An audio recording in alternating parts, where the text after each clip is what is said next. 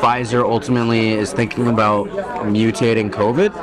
Well, that is not what we say to the public. No, don't tell anyone this. You probably shouldn't tell. You probably shouldn't tell anyone. Okay? We're exploring no. You know how the virus keeps mutating? Yeah. Well, one of the things we're exploring is why don't we just mutate it ourselves so we can preemptively develop new vaccines, right? So we have to do that. If we're going to do that, though, there's a risk of as you could imagine, no one wants to be having a pharma company mutating viruses. You have to be very controlled to make sure that this virus that you mutate doesn't create something that goes everywhere. Something crazy. I suspect is the way that the virus started in Wuhan. To be honest, it makes no sense if this virus popped out of nowhere. Yeah, I know. Meet Jordan Tristan Walker, a director of research and development strategic operations and mRNA scientific planning at Pfizer. It sounds like gain of function to me. I don't know. It's a little bit different. I think it's different. It's definitely not gain of function. It sounds like it is. I mean, it's okay.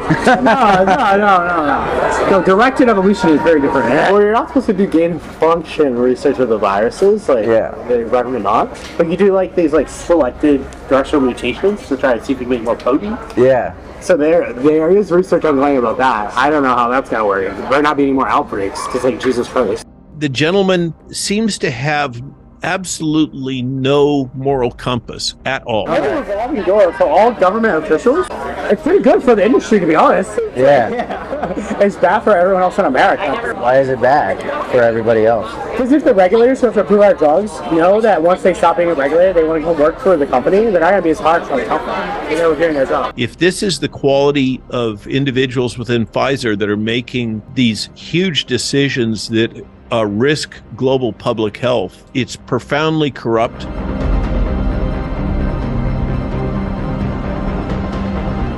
What is Pfizer doing, I guess, to optimize, the vaccines now?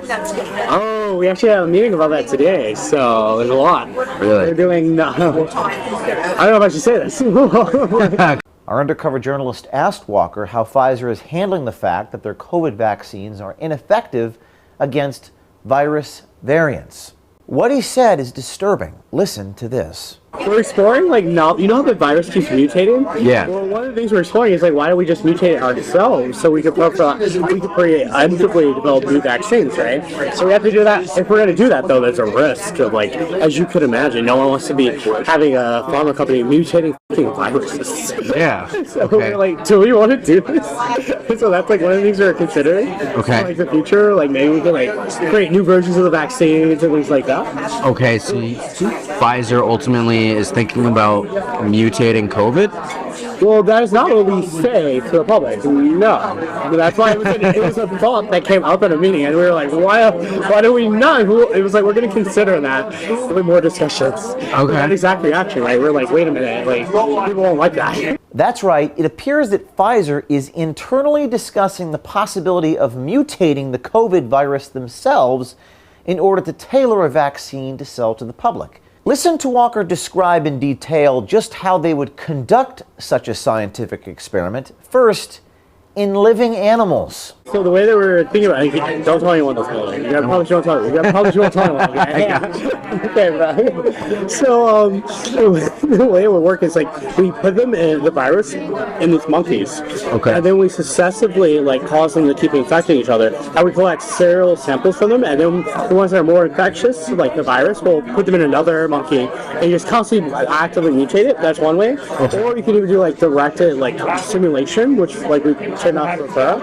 And then you just sample what the different proteins on the surface of the virus look like over time. Okay. So then you can see the mutation, and you can kind of force it to mutate in a certain way you want it. Okay. But you have to be very controlled to make sure that this virus that you mutate doesn't create something that goes everywhere. Something crazy. I suspect is the way that the virus started in Wuhan. To be honest, it makes no sense if this virus popped out of nowhere. Yeah, I know. COVID virus experimentation on live monkeys? This is unethical, to say the least, and Walker describes those experiments as if they are ongoing and not simply a hypothetical discussion. So, when is Pfizer going to implement the mutation of all these viruses? I don't know. It depends on how the experiments work out, because this is just something that's dying, right? It sounds like gain of function to me. I don't know. It's a little bit different. I think it's different. It's definitely not gain of function. It sounds like it is. It's okay. No. No, directed evolution is very different. Direct evolution? Directed evolution. Directed evolution, okay. Well, so, I mean, is that what it is? Maybe well, you're not supposed to do gain of function research with the viruses, like they recommend not. But you do like these like selected directional mutations to try to see if you can make more potent. Yeah. So there is research ongoing about that. I don't know how that's gonna work. There not be any more outbreaks to take Jesus Christ. So, tell me more, like, what's developing with the whole, virus mutation process? Well, they're still kind of conducting the experiments on it, but it seems like from what I've heard, they're kind of optimizing it, but it's going slow. They were very cautious, like, Right. Obviously, don't want to kind of accelerate it too much. Yeah. But I think they're also just trying to do it as an exploratory thing, because you obviously don't want to advertise that you're trying to figure out future mutation. Way. So, did the whole virus mutation thing, like, come from your executive, Sarah? No, that came from, like, we have, like, chief scientific officers in, like, the other divisions. In a subsequent meeting, our undercover journalist asked if this type of gain-of-function research is already being studied at Pfizer.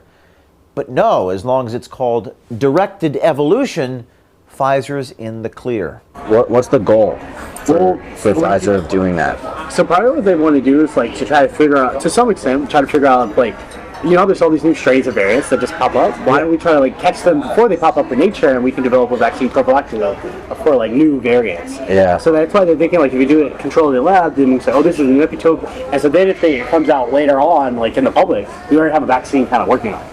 Oh my god. That's perfect. Mm-hmm. Like, isn't that, the best business model, though? Like, just control nature before nature even happens itself, right? Yeah. If it works. What do you mean if it works? Because, like, some of the times there were just mutations that pop up, right? And we're not prepared for it, like with Delta or Omicron, Right. and things like that. So, who knows? I mean, either way, it's gonna be a cash cow. COVID will probably be a cash cow for us for a while going forward. Like, Yeah. I obviously like. Well, I think the whole, like, research of the viruses and mutating it, like, would be the ultimate, like, cash cow. Yeah, it'd be perfect. Now, you would think that creating viruses to sell the vaccine would be illegal, but no. The pharmaceutical industry, as Walker puts it, is, quote, a revolving door for all government officials, unquote. A revolving door for all government officials? Wow. Yeah, for any industry though. So like in the pharma industry, all the government officials who review our drugs, they come work for pharma companies. Like in the military, like all the army and defense government officials eventually go work for the defense companies afterwards. How do you feel about that revolving door? Like, it's pretty good for the industry, to be honest. yeah. It's bad for everyone else in America. Why is it bad for everybody else? Because if the regulators who have to approve our drugs know that once they stop being regulated, they want to come work for the company, they're not going to be as hard for the company. They're doing their job. Right. We talked to Dr. Robert Malone, physician, scientist, and author, to get his take on the comments made by Jordan Walker. You're gaining function. You're creating a new function in virus 1 by adding elements from virus 2, infecting one monkey and then another monkey.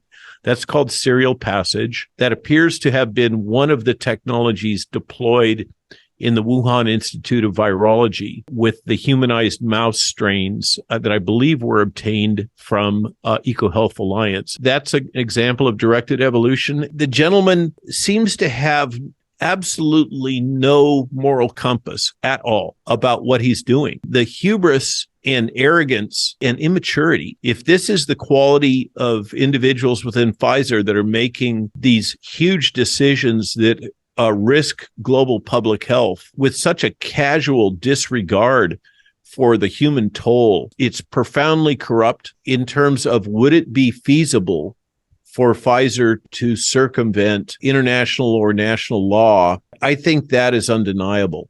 And the gentleman in your investigative work has clearly indicated that Pfizer believes that it has successfully captured the regulatory apparatus of the United States government and presumably worldwide. Pfizer has completed regulatory capture, is quite proud of it.